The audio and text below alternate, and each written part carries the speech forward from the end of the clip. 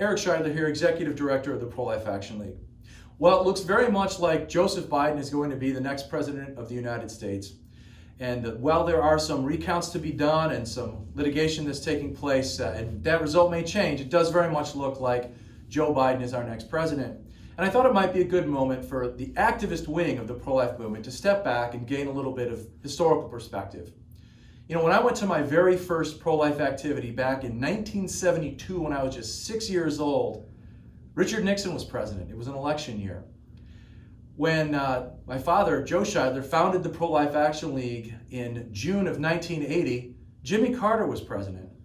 And the League has continued to fight for unborn babies, continued to be the voice for the voiceless unborn through the presidencies of Ronald Reagan, George H.W. Bush, Bill Clinton, George W. Bush, Barack Obama, and now Donald Trump. When I joined the Pro-Life Action League full-time in 2002, George W. Bush was president.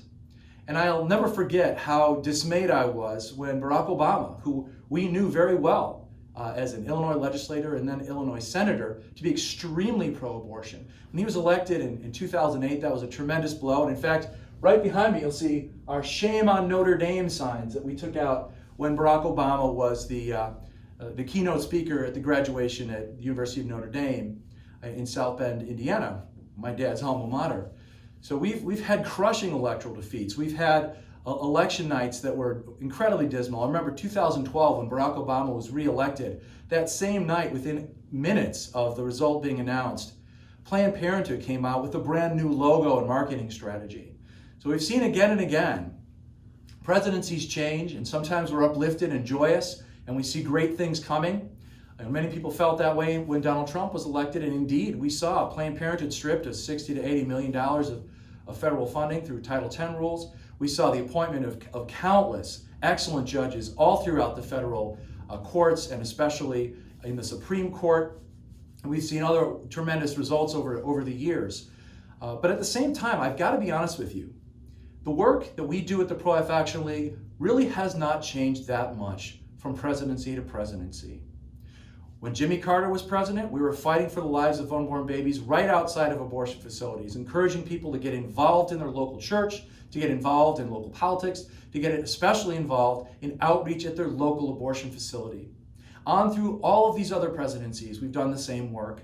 And while things shift a little bit to the right, to the left, things change when there's a change in the White House.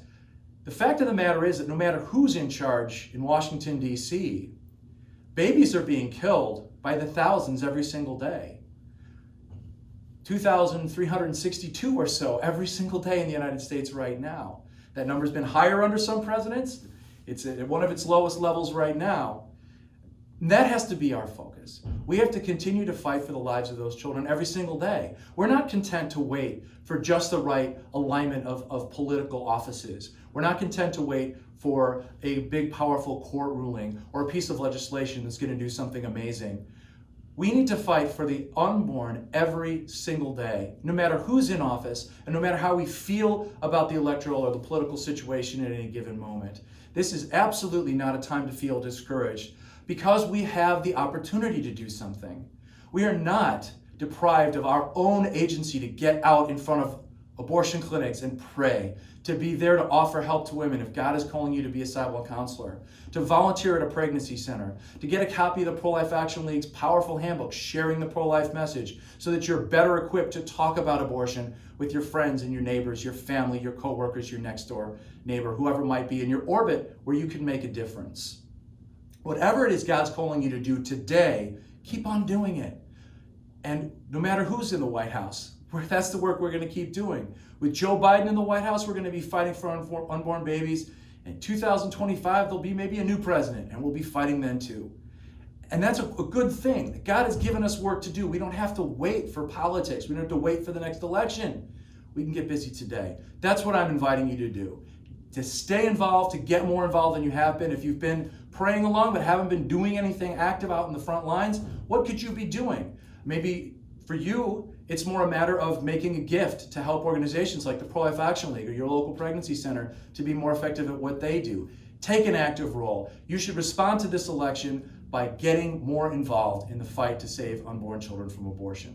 That's my post-election message. That's the note of encouragement and hope I want to offer you today. Thanks for watching this. Thanks for all of your concern and your prayers, and God bless you.